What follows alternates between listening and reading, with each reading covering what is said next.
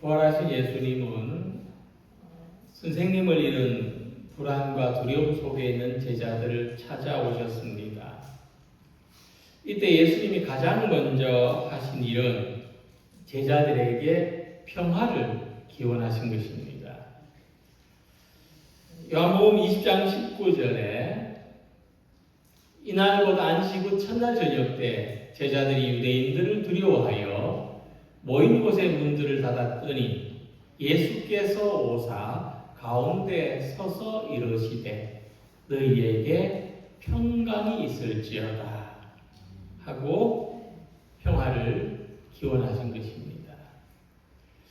물론 평화를 기원하는 것은 유대인들의 전통적인 인사입니다. 하지만 저는 이 말씀을 그냥 일상적으로 하는 인사라고만 생각하지 않습니다. 가장 큰 이유는 당시 예수님의 제자들은 평안하지 않은 상황, 불안한 상태에 있었기 때문입니다. 제자들이 유대인들의 박해를 두려워하여 바깥 세계와 통하는 모든 문들을 닫아놓고 있었다는 이 말씀이 당시의 상황을 잘 설명해 줍니다. 예수님은 자기 안에서 두려워하고 숨어있던 제자들에게 그 닫힌 문을 통과해서 들어오셨으며 그들에게 하나님의 평화를 기원하셨습니다. 그 말씀은 두려워하지 말아라. 어떤 환경, 어떤 상황에서도 두려워하지 마라. 평강의 하나님께서 너희를 지켜주신다 하는 말씀입니다. 우리 인생의 가장 깊은 갈망은 우리가 가장 깊은 곳에서 원하는 것은 평화라고 생각합니다. 사람이 평화를 잃으면 아무리 많은 것을 소유해도 행복할 수 없습니다. 그래서 세계 여러 나라 사람들의 그 행복 지수는 소득 수준에 좌우되는 것이 아니라 오히려 이 소득의 지수로는 가장 하위에 있는 나라에 사는 사람들이 행복 지수는 더 높은 것으로 나타난다고 하는 것입니다. 이 사실은 사람이 자기 안에 평화가 있으면 소유의 많고 적음과 상관없이 행복을 누릴 수 있다는 것을 잘 보여주는 것입니다. 그래서 결국 사람이 살아가는데 가장 본질적인 필요는 평화입니다. 그런데 성경은 놀라운 진리를 선포합니다. 많은 사람이 생각하는 것처럼 참된 평화는 세상에서 얻는 안정이나 심리적인 위안이 아니라 참된 평화는 하나님과의 관계에서 비롯된다고 하는 것입니다. 함께 읽은 로마서 5장 1절은 하나님과 평화를 누리자고 말씀합니다. 자, 이 말씀에서 바울은 평화를 우리가 가장 갈망하고 우리의 삶에 가장 필요한 이 평화를 하나님과 화평이라고 정의합니다. 우리의 평화는 하나님과의 관계가 회복될 때 하나님과의 올바른 관계 위에서 얻게 되는 것이라는 선언입니다. 그래서 하나님과의 평화는 온전함과 조화 그리고 하나님 안에서 얻게 되는 완전한 안식을 의미합니다. 인간관계가 순조로울 때, 돈이 있을 때, 건강할 때 세상의 평화는 이렇게 조건적입니다. 그러나 하나님의 평화는 이 모든 상황을 초월하죠. 환경이 흔들려도 마음이 흔들리지 않습니다. 가난하고 궁핍해도 마음이 쪼그라들지 않습니다. 바로 이런 것이 바울이 하나님과 평화를 누리자고 말한 이유입니다. 하나님을 믿는 삶은 하나님과 평화를 맺는 것에서 시작하여 그 평화를 삶의 중심으로 유지해 가는 것입니다. 그래서 하나님과의 평화를 누릴 때에 인생의 모든 관계가 새로워지는데, 하나님과의 관계가 회복되면 맨 먼저 자기 자신과의 관계가 회복됩니다. 내면의 죄책감, 수치심, 열등감에서 벗어나게 되는 것입니다. 다음으로는 타인과의 관계에서도 평화를 누리게 됩니다.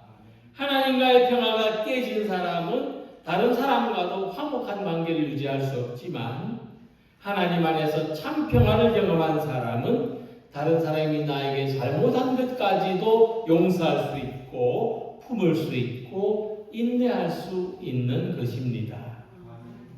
그래서 사도 바울이 로마에 오게 갇힌 가운데서도 누렸던 하나님과의 평화는 어떤 고난도 무너뜨릴 수 없는 내적인 능력이었다고 하는 것입니다.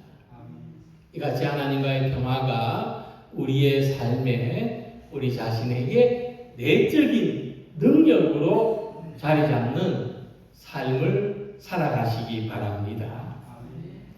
먼저 우리는 하나님과 우리 사이에서 이 평화의 문을 여신 분이 예수 그리스도라는 말씀을 함께 생각해 보려고 합니다. 하나님과의 평화를 소망하는 우리가 한 가지 잊어서 안 될 사실은, 이 평화는 단순히 우리 마음에서 일어나는 감정의 변화나 마음먹기에 따라서 이루어지는 그런 결과가 아니라는 것입니다. 하나님과의 평화와 우리 마음의 안정과는 다른 이야기입니다. 하나님과의 평화가 더 우선적인 것이고, 그에 따른 결과가 마음의 안정이라고 할 수 있는 것이죠. 하나님과의 평화는, 우리 사이의 평화는 마치 어떤 평화의 선언이나 어떤 평화의 조약과도 같은 성격을 가집니다. 그것은 예수님의 십자가를 통한 역사적이고 실제적인 사건을 통해서 이루어진 일이기 때문입니다. 그래서 본문에서 바울은 이것을 분명하게 말씀합니다. 우리 주 예수 그리스도로 말미암아 하나님과 화평을 누리자. 그러니까 하나님과의 평화는 예수님을 통해서 맺어진 어떤 계약과 같은 것이며, 예수님을 통해서만, 그 계약을 맺으신 예수님을 통해서만 가능하다는 말씀입니다. 그래서 이 평화는 우리의 노력으로 이루어진 결과가 아니라 하나님께서 이루어 주신 결과요, 하나님의 선물입니다. 자, 이 말씀을 통해서 우리는 이전에 우리는 하나님과의 평화를 깨뜨린 사람이었다는 사실, 우리와 하나님과의 사이의 평화는 깨어졌었으며 회복되어야만 할 것이라는 사실을 발견하게 됩니다. 이전에 우리는 하나님과의 평화가 얼마나 소중한지 알지 못했고 그것을 필요하다고 여기지도 않았습니다. 이런 우리를 하나님이 먼저 사랑하셨고 하나님의 아들로 오신 예수님의 십자가를 통해서 화평한 관계를 다시 회복하신 것입니다. 그래서 십자가는 단순한 고난의 상징만이 아니라 평화의 상징입니다. 십자가의 상징은 하나님과 사람 사이를 세로로 잇고 사람과 세상 사이를 가로로 잇는 평화의 길을 상징합니다. 바울은 에베소서 2장 14절에서 그는 우리의 화평이신지라 둘로 하나를 만드사 원수된 것 곧 중간에 막힌 담을 자기 육체로 허셨다고 말씀했습니다. 하나님과 우리 사이의 평화는 아무 대가 없이 이루어진 것이 아니라 예수님의 고난으로 말미암아 이루어진 소중하고 값비싼 값비싼 결과입니다. 구약시대 사람들은 짐승을 희생으로 삼아서 하나님과 사람들 사이의 평화를 회복하려고 했던 전례가 있습니다. 이러한 사실은 하나님과의 평화를 이루는 일에는 항상 중재자의 역할이 필요했다는 것을 알게 해줍니다. 나라와 나라 사이에도 사람과 사람 사이에도 중재의 역할을 통해서 평화를 회복하게 된 사례가 얼마든지 있습니다.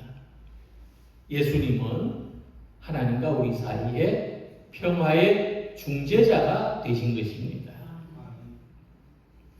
예수님의 중재로 우리 내면에서 하나님에 대한 변화가 일어났습니다. 우리는 하나님에 대한 두려움과 정죄함으로부터 자유를 얻게 된 것입니다. 그래서 바로 로마서 8장 1절에서 이렇게 선포했습니다. 그러므로 이제 그리스도 예수 안에 있는 자에게는 결코 정죄함이 없나니. 하나님과 평화가 없으면 우리는 결코 자기 자신에 대한 신뢰를 유지할 수 없습니다. 그러나 하나님과의 평화 안에서 우리는 우리 자신을 긍정적으로 받아들일 수 있습니다. 하나님과의 평화 안에서 우리 현재의 삶도 우리의 미래도 희망적으로 변화되는 것을 경험하게 되는 것입니다. 그래서 우리와 하나님 사이에 이 굳게 닫힌 평화의 문이 예수님으로 말미암아 활짝 열리게 되었다는 것이 얼마나 소중한지 모릅니다. 왜냐하면 이 열린 문은 다시 닫힐 일이 없기 때문입니다. 이 평화를 깨닫는 순간 우리의 신앙은 단순히 종교적인 행위가 아니라 우리 실제 삶에서 누리는 기쁨이 되고 감사가 됩니다. 이 평화가 우리 마음에 채워지면 세상과 환경에서 오는 불안, 비교, 경쟁, 증오와 미움이 점점 사라지게 됩니다. 하나님과의 관계에서 비롯된 평화가 다른 사람들과의 관계에서도 확장이 되기 시작합니다. 이 평화로서 우리는 다툼과 미움에 사로잡힌 삶을 사는 사람이 아니라 화해와 사랑의 도구로 살아가게 되는 것입니다. 그래서 하나님과 우리 사이에 평화를 이루신 예수님으로 말미암아 예수님의 도움을 받아서 모든 것과 평화할 수 있는 능력의 사람으로 살아가시기를 소망합니다. 하나님과의 평화가 주는 첫 번째 결과는 하나님과 화평을 누리는 것이고, 두 번째 결과는 믿음의 은혜로 살아가는 것입니다. 예수님은 복음서에서 비유를 하셨는데 어떤 왕이 큰 잔치를 벌려놓고 사람들을 초대했다는 이야기입니다. 이 비유에 따르면, 이 비유를 우리에게 적용하면 우리 모두가 오늘 왕의 잔치에 초대받은 사람들입니다. 예수님은 그 초청장이 되신 것이고, 우리 모두가 예수님을 초청장으로 들고 예수님을 믿음으로 말미암아 이 영광스러운 자리에 들어가는 사람들이 된 것이죠. 그래서 바울은 말씀했습니다. 그로 말미암아, 그러한 예수님을 가리킵니다. 예수님으로 말미암아 우리가 믿음으로 서 있는 이 은혜에 들어감을 얻었으며 하나님의 영광을 바라고 즐거워하느니라. 그래서 하나님과의 평화는 우리의 삶을 은혜의 영역으로 옮겨놓습니다. 이 예배 자리에 들어온 것처럼 우리의 삶도 은혜의 자리로 옮겨집니다. 두려움에 있던 자리, 염려와 걱정에 시달리던 삶의 자리에 있던 우리가 예수님을 통해서 은혜의 자리에 들어오게 된 것입니다. 본문에는 이런 모습의 우리들을 믿음으로 서 있다라고 했습니다. 오늘 이 자리에 계신 우리 모든 성도님들은 믿음으로 서 있는 사람들인 줄 믿으시기 바랍니다. 뿌리를 깊이 내린 나무는 가뭄에도 마르지 않고 비바람에도 넘어지지 않습니다. 이처럼 우리는 예수 그리스도를 통하여 하나님의 은혜 위에 확고한 믿음의 뿌리를 내리고 믿음으로 서 있습니다. 그래서 우리는 이 세상의 불확실함 위에서 요동치고 흔들리는 삶이 아니라 영원히 변하지 않는 하나님의 은혜 위에 흔들리지 않고 든든히 서 있습니다. 우리의 환경과 우리 감정은 흔들릴 수 있고 오락가락할 수 있습니다. 그러나 하나님의 은혜는 결코 변하지 않는 것입니다. 그래서 우리가 믿고 설 수 있는 기초가 됩니다. 바울은 이 은혜를 의심하는 사람들에게 말했습니다. 예수 그리스도의 십자가를 바라보라. 어리석도다 갈라디아 사람들아, 예수 그리스도께서 십자가에 못 박히신 것이 너희 눈앞에 밝히 보이거든. 누가 너희를 꾀드냐? 또한 예수님은 의심할 바 없이 어제나 오늘이나 변함이 없으십니다.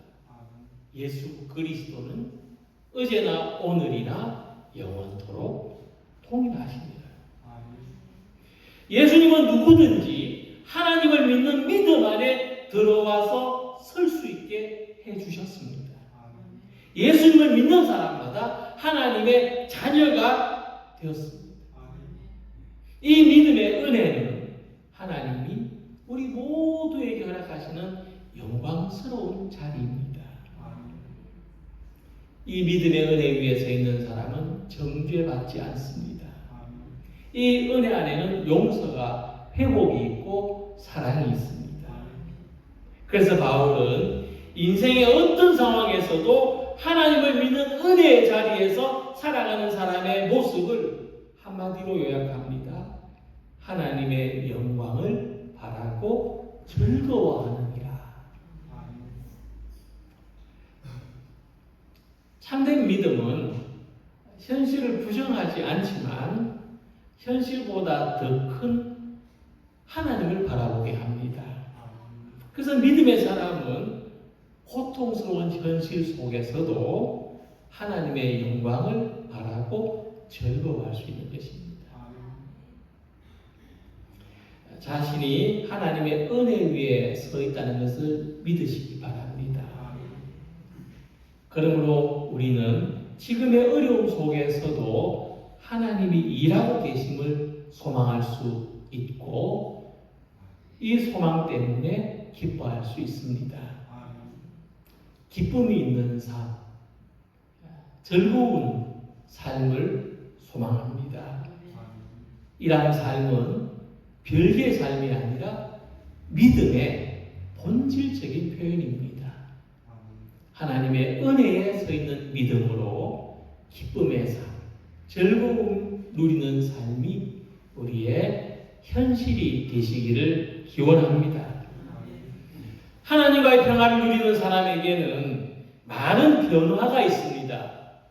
이제 우리는 저주가 아니라 축복의 자리에 서 있고 절망이 아니라 희망의 자리에 서 있으며 슬픔이 기쁨으로 변하고 죽음이 생명이 되는 놀라운 삶의 자리에 서 있는 것입니다.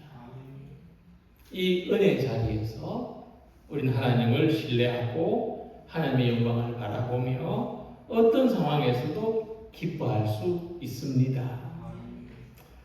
이처럼 우리가 하나님과의 평화를 누리는 길은 예수님께서 열어놓으신 그 은혜의 문에 함께 들어가서 믿음에 굳게 서며 하나님의 평화를 기쁨으로 감사함으로 경험하는 것입니다. 이와 같은 삶을 살아가는 우리가 되시기를 소망합니다. 하나님과의 평화가 주는 세 번째 결과는 우리에게 힘이 생깁니다. 어떤 힘이 생기느냐? 고난을 이기는 힘이 생기는 것입니다. 우리가 하나님과 평화를 누리게 되었다고 해서 삶의 고난이 사라지는 것은 아닙니다. 오히려 하나님과 평화를 누리지만 세상과는 더 큰 갈등을 경험할 수도 있습니다. 왜냐하면 우리는 세상이 추구하는 가치와 전혀 다른 길을 가기 때문입니다. 그럼에도 불구하고 바울은 담대하게 말하죠. 우리가 환난 중에도 즐거워하나니. 이것은 비록 우리가 세상과의 갈등, 우리가 원치 않지만 세상이 우리에게 주는 고통을 겪지만 그러나 우리는 하나님과 평화하기 때문에 우리 안에서는 환난 중에서도 즐거워할 수 있는 능력이 생긴다는 말씀입니다. 그래서 하나님과 평화를 경험하면 이 삶의 고난이 절망으로 다가오는 것이 아니라 오히려 우리가 성숙하는 과정으로 연단의 과정으로 받아들이는 경험을 하게 됩니다.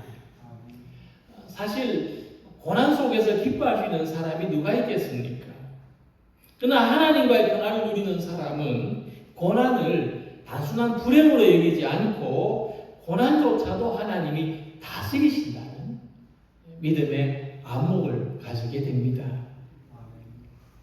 욥의 이야기를 보면 구약성경 욥의 이야기를 보면 욥의 이야기의 처음부터 아무리 극심한 고난이라 할지라도 하나님이 다스리시고 지켜주셔서 욥을 무너지지 않게 하신다는 것을 이야기 처음부터 전해주고 있습니다. 그래서 환난이라는 단어는 우리가 이 무거운 것에 짓눌린다는 것을 의미하는데 우리가 인생이 가볍지 않고 무거운 경험을 늘 하지 않습니까? 근데 이 무거운 짐을 이 무겁게 눌리는 것을 우리가 견디고 버티면서 사는데 내 힘으로 견디는 것이 아니구나. 내 힘으로 버티는 것이 아니구나. 하나님이 도우시는구나. 이것을 우리가 깨닫게 되는 것입니다. 그래서 바울은 우리의 고난 중에도 무거운 중에도 하나님의 도우심이 있어서 우리가 어떻게 변화되고 어떻게 성장해 가는지를 단계적으로 말씀합니다. 환난이 인내를 낳고 인내가 연단을 낳고 연단이 소망을 이룬다 하는 것입니다.